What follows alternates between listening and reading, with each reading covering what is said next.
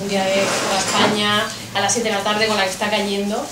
Entonces, bueno, sobre todo gracias por mí porque nos hemos quedado bastante sorprendidos. Me está diciendo José Luis, ¿no? Diciendo que esto, ¿cómo puede ser un día como hoy? Y además ella, Rosario no es de Madrid. Con lo cual, esto tiene muchísimo más mérito. Esto es un milagro casi de la ciencia. Yo me presento, soy Sara, soy Talentura, la sombra de Mariano, que me decía que yo me servía un poco. Bueno, mucha gente igual conoce a Mariano, que es un poco la cara nuestra, pero él por temas profesionales no ha podido venir.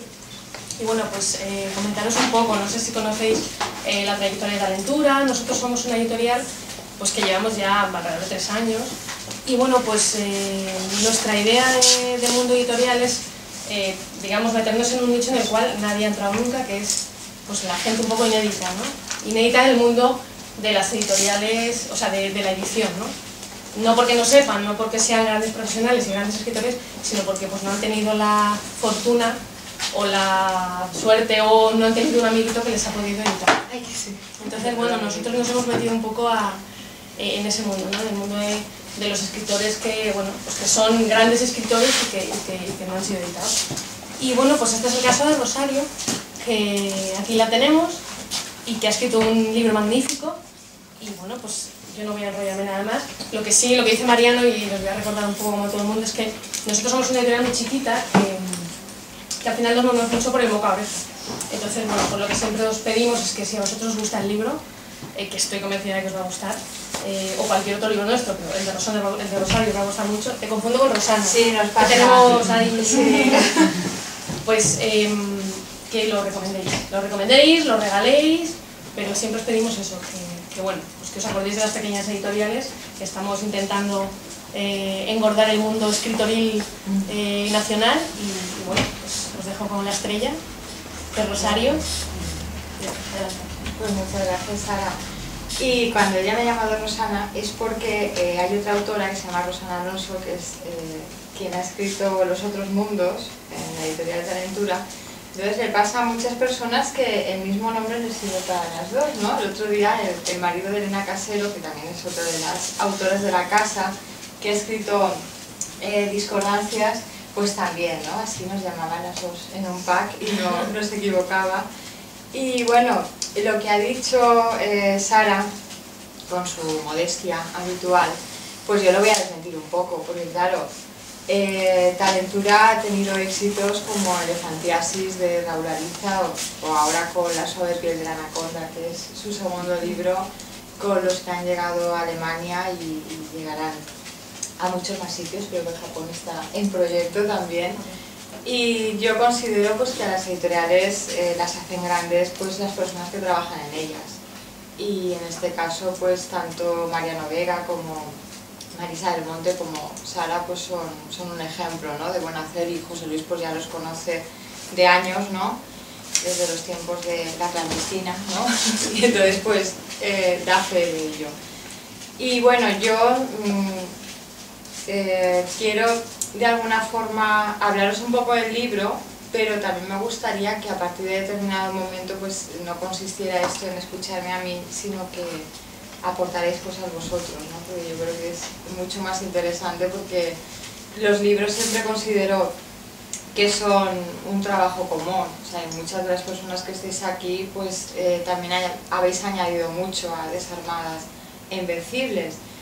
Y bueno, pues había escrito unas notas, sobre todo pues para tener una especie de pauta, y por ejemplo, pues os quería contar, ¿no? Sobre El nombre de esta librería, de Rosas Amarillas, que es un relato de Raymond Carver, que además ese detalle, ¿no?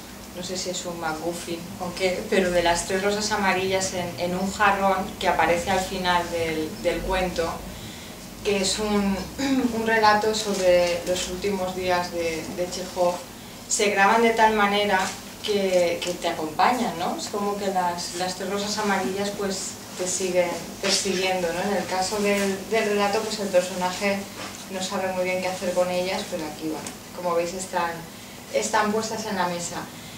Y lo decía porque Raymond Carver fue de alguna forma el alumno aventajado de John Gardner.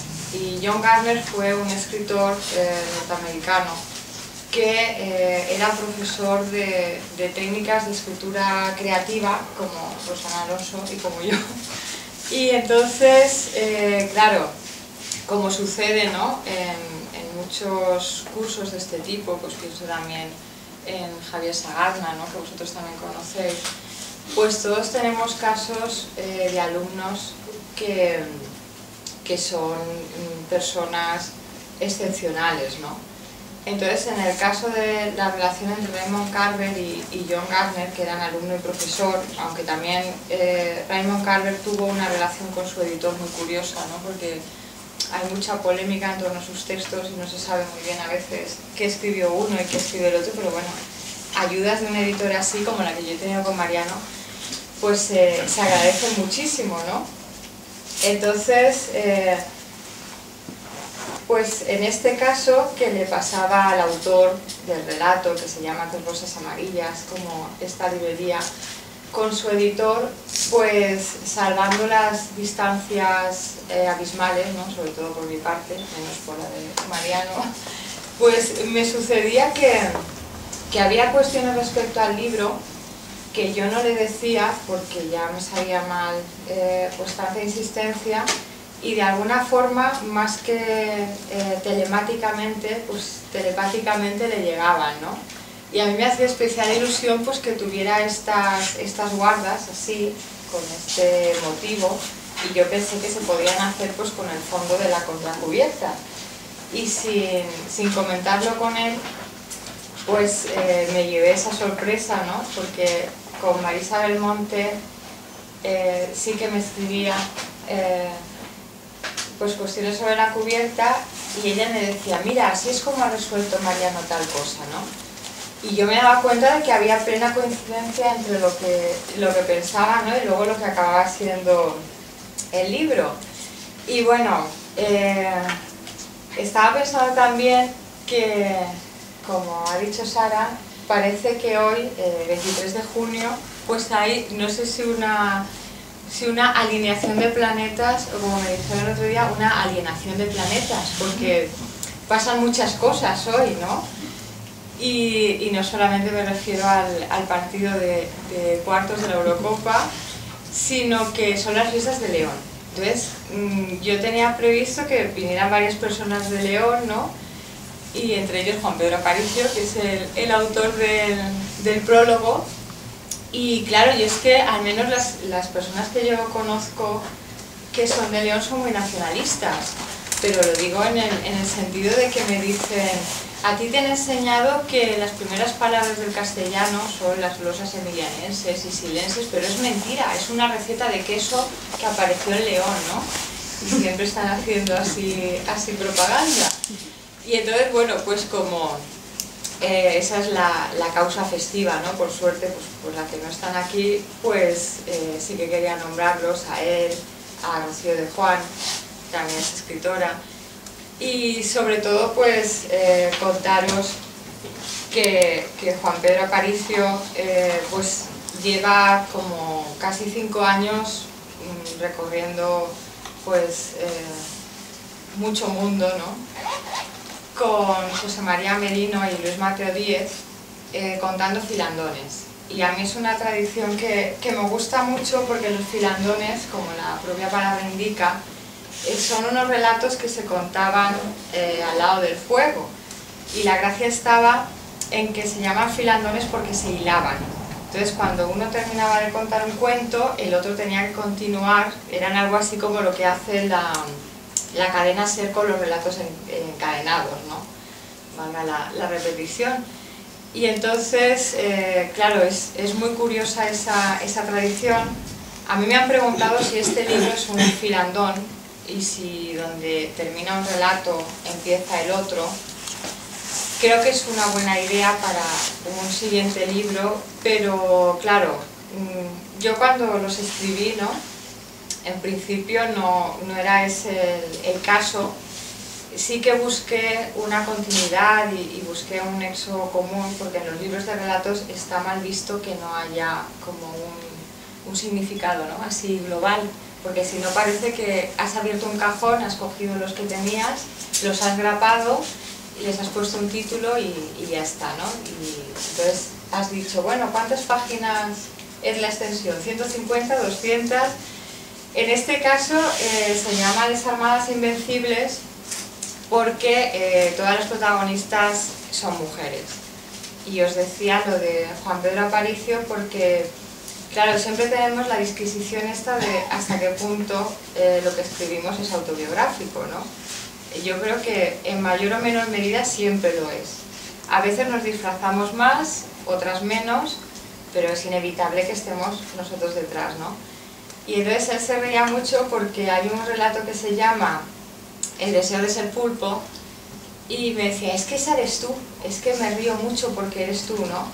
Y claro, y a mí como me pasa continuamente, ¿no? Que la mayoría de textos que leo, pues conozco a los autores, sobre todo por mi trabajo, pues inevitablemente siempre hago ese juego, ¿no? Intentar descubrir qué parte del autor hay detrás, aunque suceda en la India, en el siglo XVIII, y quien escribe sea un hombre y la protagonista sea una mujer, ¿no? Porque creo que ese es el valor de la literatura, que nos permite pues vivir varias vidas, ¿no? Simultáneamente. Entonces, en este caso, pues lo que os decía, que me preguntan por el título y sobre todo me preguntan y llaman la atención las cosas que no son mérito mío. Entonces eso es algo que está muy bien porque, por ejemplo, Desarmadas e Invencibles fue un título que fue votado. Yo hice una lista, ¿no? Y lo mandé pues a unas 20 personas y ese método yo os lo recomiendo, pero crea cierta adicción, ¿no? Porque es como una especie de feng shui o algo parecido, bueno, el feng shui no, de I Ching más bien, porque claro, tienes que tomar una decisión o tienes que hacer algo y entonces piensas en tu especie de comité de sabios, que tienes varios, ¿no? Según de qué trate el tema, lo mandas por correo y te resulta muy bien y luego dices, ¿para qué voy a decidir ya, ¿no? si me lo pueden resolver de esta manera?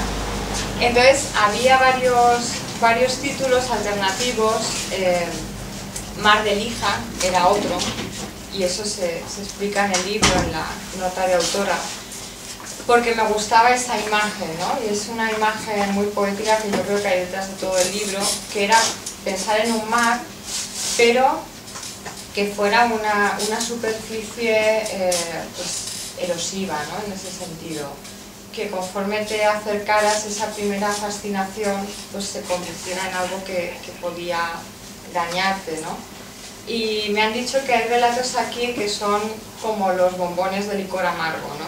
Que comienzas a paladearlos y dices, qué bien está todo, ¿no? Pero aquí tiene que pasar algo porque si no, no me lo contaría.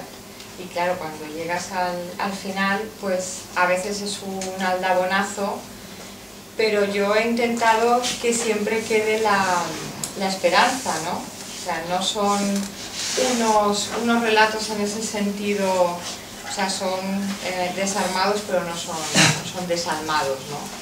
Porque son personas que se enfrentan a determinadas circunstancias que las escuchamos todos los días repetidas en los telediarios, pero de alguna forma siempre se atisba como una salida, ¿no? Como que no es un, pues eso, es un cul-de-sac, como se dice, no hay un muro al final. Entonces, pues bueno, yo creo que es un buen ejercicio. El orden que se ha seguido es un orden sobre todo emocional, ¿no? En el que aparecen los relatos en el libro, porque no se trata exactamente de aquello de una de cal y otra de arena, pero claro, como había relatos así tan tremendos, por ejemplo hay uno que se llama Turismo, que claro, inevitablemente yo creo que después de leerlo hay que pararse un poco porque no se puede seguir con el siguiente, ¿no? Entonces hay algunos pues más ligeros, menos sociales, menos comprometidos, pero bueno, como hablaba con Alena hace un rato, parece que en estos momentos es difícil escribir otras cosas pues que no sean las participaciones preferentes, ¿no? Como hay un relato que la protagonista no sabe si se llaman acciones preferidas o algo así, pero bueno, el caso es que tiene le ha sucedido esa especie de cambio de materia en su dinero, ¿no? O sea, dejó de ser sólido para no ser ni siquiera líquido y luego volatilizarse, ¿no? Que era lo que le pasa a la protagonista de Habichuelas. Y bueno, como ya quiero ir terminando para que podáis intervenir vosotros, pues quería deciros, sobre todo como agradecimiento por estar aquí esta tarde, que hay una frase de Alejandro Aravena, que es un arquitecto chileno, que me gustó mucho cuando la leí. Y claro, a mí pues no me gusta citar siempre a escritores, ¿no? o a poetas, porque no sé, yo creo que cualquier persona puede decir cosas pues absolutamente rotundas, certeras, y un muy buen escritor pues puede escribir un mal relato y no le pasa nada, ¿no? Porque todos tenemos días y por suerte pues no somos uniformes. Y la frase decía que si alguien tiene talento, no es mi caso, yo no tengo talento, pero tengo talentura, que está muy bien, lo debe utilizar no para llegar más lejos, sino para llegar más acompañado. Y creo que ahí está la clave, ¿no? O sea, que los libros de alguna forma pues son como una especie de tejado a dos aguas, ¿no? Que cobijan a muchas personas, porque aunque en la cubierta ponga mi nombre, pues Desarmadas e Invencibles lo hemos hecho entre muchas personas. Algunos ya los he nombrado, ¿no? Que son las 3 personas que están al frente de la editorial, pero también está, pues por ejemplo, Salvador Soriano, que me hizo la cubierta. No me hizo esta, sino que me hizo 7, y claro, y no se enfadó ni nada parecido, porque es mi cuñado y no tiene más remedio que estar. Y bueno, ya ha venido otro en representación. Y por ejemplo, pues Olivia Ardey me hizo el epílogo. Y claro, y es lo que os digo, ¿no? O sea, un libro realmente es una excusa, como el nombre de esta editorial que tuvo pues tanto tino en llamarse así, ¿no? Pretextos, es un pretexto de alguna forma, pues para que por ejemplo esta tarde estemos aquí, ¿no? Que luego pues nos vayamos a tomar algo, a celebrar algún cumpleaños también. Los que quieran ver el fútbol pues los dejaremos libres. Y de alguna manera pues es un punto de encuentro, ¿no? Y yo creo que o sea, de esa forma hay que leerlo, y sobre todo lo que yo he pretendido es pensar en historias que valga la pena transmitirlas, porque nos lleguen a todos y porque de alguna forma estemos involucrados, y bueno, y con la esperanza de que algún día pues el único género posible e hiperrealista pues sea la comedia, ¿no? Eso es lo que me gustaría. Bueno, y muchas gracias por estar aquí.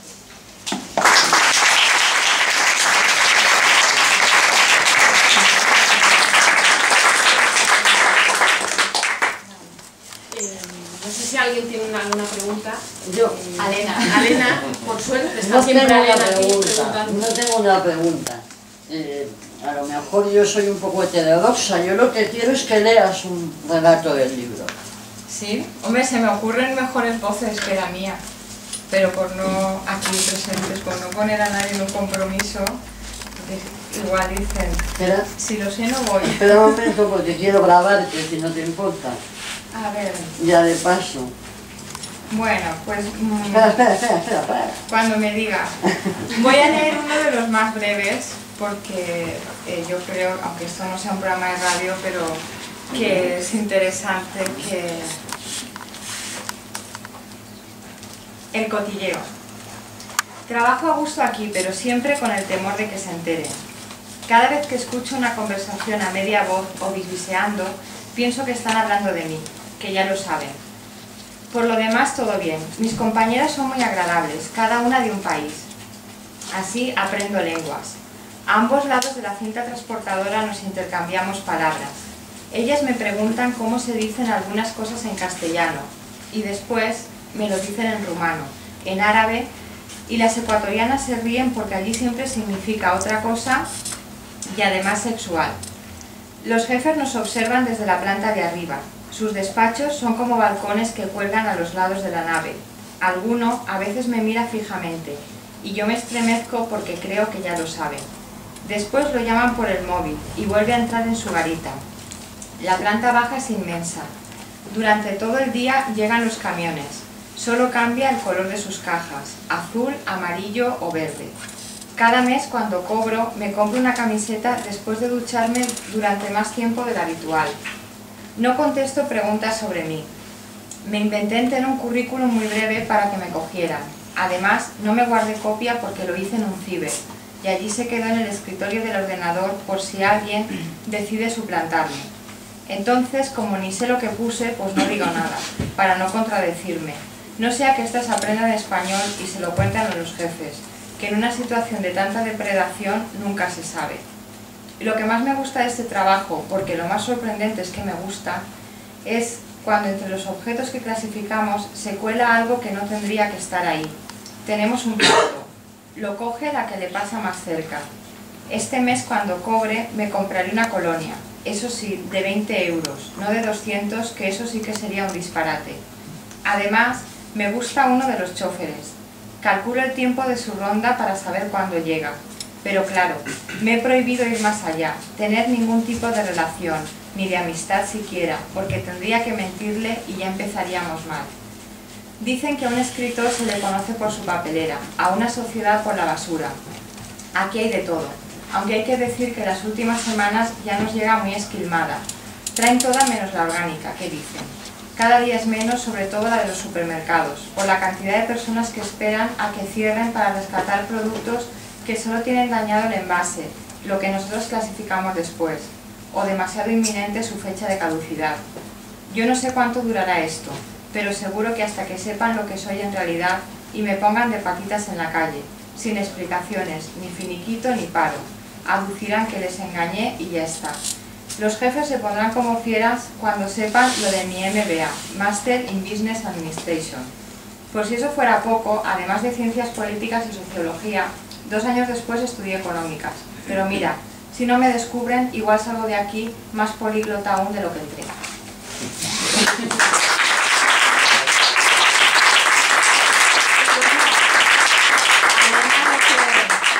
Lo que he hecho es, con su petición, hacer esto pues como en la tradición anglosajona, ¿no? Que siempre se le hace al autor que lea algún texto, y al abrir el relato he visto, que además no me había acordado de comentarlo, que cada relato tiene una obra musical asociada. Entonces la idea es leer los cuentos, y como ahora pues el acceso es muy fácil, ¿no?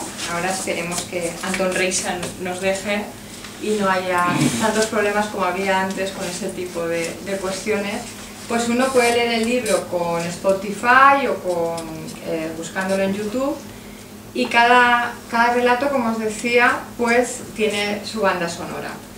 Entonces, en algunos casos, o sea, no solamente es música de fondo, sino que en muchos de ellos pues actúan como figuras retóricas, en el sentido de que son una ironía. Porque claro, llamar al relato de las acciones preferentes, que os decía antes, Habichuela se titula, ponerle de fondo una canción francesa de un cantante que se llama Michel Fugain y se titula la canción Una bella historia, pues claro, como podéis imaginar, es un contrapunto más bien, ¿no? Una antítesis en ese caso. En otros casos pues es música que escuchan los protagonistas, ¿no? Y a mí me parecía pues que tenía relevancia en ese sentido, y en otros pues marca el ritmo. hay un relato que se titula Entre África y el depósito, y bueno, el título viene porque me interesaba que determinadas cuestiones que asociamos con el siglo XX o el siglo XXI pensáramos que ya se producían tiempo atrás, ¿no? Y Entre África y el depósito habla de las operaciones de cirugía estética, pero que se practicaban en el siglo XIX. O sea, es ya género thriller, como puede parecer, y se titula así porque para los aumentos de senos se podía elegir entre África y el depósito, es decir, entre bolas de marfil o grasa de cadáveres. Y era una cosa absolutamente terrible, y en este relato, pues el final esperanzado que os decía, es que el cirujano le proponía una terapia alternativa radical y le decía, ¿y por qué no cambias de marido? ¿No? Puede ser más fácil que pues, morirte de la infección o algo parecido. Entonces, claro, en ese caso, la música de fondo es el vals número 2 de Sostakovich, porque hay de todo, ¿no? Y a mí me interesaba pues por el ritmo, ¿no?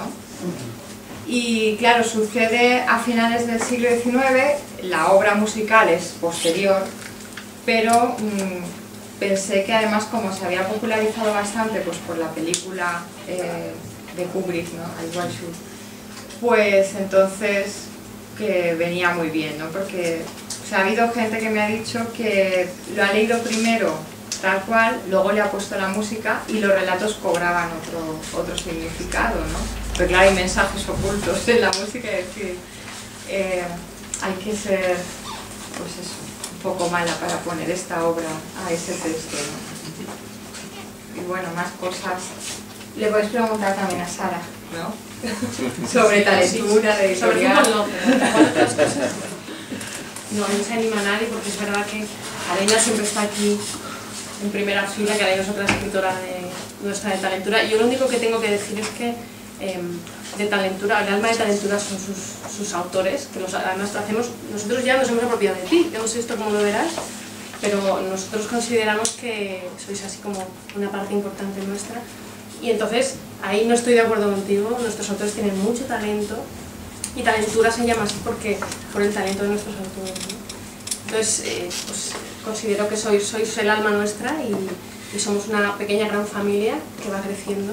No, además luego entre nosotros, o sea, somos algo más que compañeros, ¿no? Porque después en las presentaciones pues conjugamos el verbo en el paradigma completo de yo te presento, ¿no? Sobre todo Raúl Ariza y yo, y dentro de poco Pérez Cervantes también.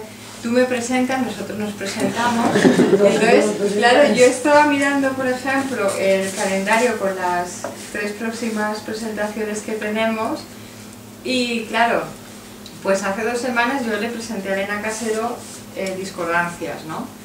Y dentro de poco, pues en Benicàssim a mí me presentará Raúl Ariza. Y claro, yo creo que eso demuestra la inteligencia de los editores, porque yo creo que buscan personas que nos caigamos bien entre nosotros, ¿no? Y eso lo hace la editorial Planeta. O sea, cuando da el premio, por decirlo de alguna forma, busca una pareja. Porque si os fijáis, entre el ganador y el finalista siempre hay como un reparto de papeles, ¿no? O bien es el maestro y la alumna, como el caso pues, de Eduardo Mendoza y Carmen Amoraga, o una pareja estelar pues fue Juan José Millás y Boris Izaguirre, ¿no? Pero claro, imaginaos que eso también forma parte de la planificación. Dices, es que tú tienes que juntar a 2 personas que durante todo un año van a tener que ir primero por España y luego a donde se tercie, van a tener que comer juntos, dormir en el mismo hotel, pasar muchísimas horas, ¿no? Y entonces, claro, no es nuestro caso porque no hacemos estas tournées tan sofisticadas, pero claro, sí que de alguna forma pues tenemos mucha relación, ¿no? Y está muy bien porque, por ejemplo, pues yo a través de Rosana Alonso, ¿no? Con la que también comparto parte del nombre, pues yo he conocido a Ana, que está aquí. Y claro, y de ahí salen pues nuevos proyectos, ¿no? y pues no paramos de colaborar, y creo que eso pues es bueno para la editorial y sobre todo para nosotros, porque nos aumenta, ¿no? Hombre, la verdad que ha sido curioso, esto ya es una confesión más a nivel apertura de corazones, pero bueno, es curioso que sí es cierto que nuestros autores pues han hecho una pequeña red por ahí y bueno, pues todos como que se caen muy bien entre ellos, cosa que a nosotros nos encanta, porque al final, pues generalmente, ¿no? Cuando presentamos un libro, pues sí, hay un grupúsculo de autores que siempre vienen, ¿no? Y se saludan y se tal, ¿no? Cuéntame qué tal, y no te veo hace un mes, qué tal. Y entonces, pues la verdad que esto sí que a nosotros nos ayuda mucho y nos da fuerza. Y bueno, pues que fluya el amor, pues oye, tampoco. Bueno. No, además ahora tenemos que ser más hippies que nunca. Yo creo que sí. Sí, porque yo lo del título de Desarmadas Invencibles es sobre todo pacifista, ¿no? Y por retomar, retomar pues el paz y amor, ¿no? Y todas estas cuestiones. Y entonces, pues claro, en ese sentido, pues de alguna forma yo creo que la competencia, ¿no? Y en un caso como el nuestro aún sería más visible, que sería absurdo, ¿no? No nos llevaría a ninguna parte, ¿no? Pero ocurre, ¿eh? Por eso digo que en este sentido, pues, joder, qué bien, ¿no? Qué gusto, que la gente se lleve bien, ¿no? Claro. Luego, pues siempre escuchas, como le decía yo a José Luis, ¿no? Pues comentarios, ¿no? Así sobre la feria del libro, porque claro, el libro salió prácticamente a mitad de la primera semana de la Feria del Libro de Madrid, y claro, yo vendré el año que viene porque era un libro recién nacido, ¿no? Y no se podía valer por sí mismo, pero claro, yo después hablaba pues con Rosana, con Raúl, con Elena. También me contaban de Clara Redondo, y sí que en las conversaciones cada uno te dejaba caer lo que había vendido, ¿no? O sea, que claro, eso tampoco son cifras reales porque el autor los cuenta por los que firman, pero luego, bueno, igual hay una persona que se lleva a hacer libros y no te das cuenta, ¿no? Cosas así. Pero que está muy bien, y yo quería, o sea, sobre todo decir que esa relación también está fundamentada en los blogs, ¿no? O sea, porque yo creo que ahora mismo, pues por ejemplo, Mariano Vega es un caso de uno de los primeros editores de España que pescó en los caladeros de la red, ¿no? Por llamarlo de alguna forma. Porque hizo una de las primeras iniciativas de este tipo, que se llamó Blogs de Papel. Ahí estaba Elena Casero ya, y entonces consistía en buscar una serie de autores con mucha calidad literaria que tuvieran una página y proponerles editar juntos. Y después hubo un caso que se hizo muy famoso, que se llamó, también lo publicó Taventura, Ni libre ni ocupado. Entonces era un taxista de aquí de Madrid, Daniel, ¿no? Daniel Díaz, y entonces él contaba historias que le habían sucedido en el taxi. Y bueno, igual lo habéis escuchado pues porque salió por muchas emisoras y demás, y claro, eran todas tan pintorescas que pensabas en la frase de Bryce Echenique que dice que las mejores historias le suceden a quienes saben contarlas, ¿no? Y no al revés, porque claro, depende de quién te cuente algo. Y en ese sentido, el libro de Daniel también salió de un blog. Elena Casero tiene la página que se llama Ad Libitum, Raúl Ariza, El alma difusa, Rosana Alonso, Explorando Lilliput.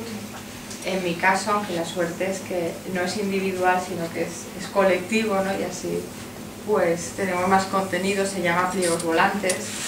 Y de alguna forma hay un diálogo no solo entre los usuarios o los lectores, sino entre nuestros espacios, ¿no? O sea, porque nos leemos, nos comunicamos, y yo creo que pues ahora mismo, y es un tema inacabable, ¿no? Lo de que si el formato digital, que si el formato impreso, pues yo siempre digo que una buena historia lo es independientemente del soporte, ¿no?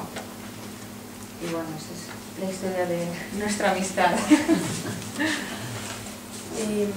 ya no sé si tenéis alguna curiosidad por ahí. Sí, sí. Yo estoy escuchando a Rosario, ha dicho así como que uno escribe para no estar solo. Entonces, claro, ¿cuándo uno sabe que ha terminado un libro?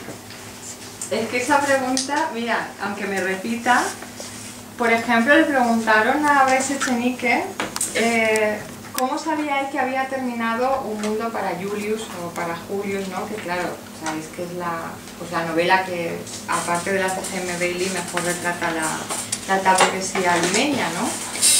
Entonces él dijo que estaba allí con su máquina de escribir y que se iban a ir a un apartamento de la playa y que su mujer pasaba por detrás y le decía, va Alfredito, va, termina, y que le dio el punto final y ya está, ¿no? Porque claro, es lo que dices, ¿no? Es decir, es que un libro lo puedes estar escribiendo eternamente y en términos borgianos, o sea, no acaba nunca ser el libro, ¿no? Y eso nos pasa porque yo creo que la escritura tiene bastante de obsesión, ¿no?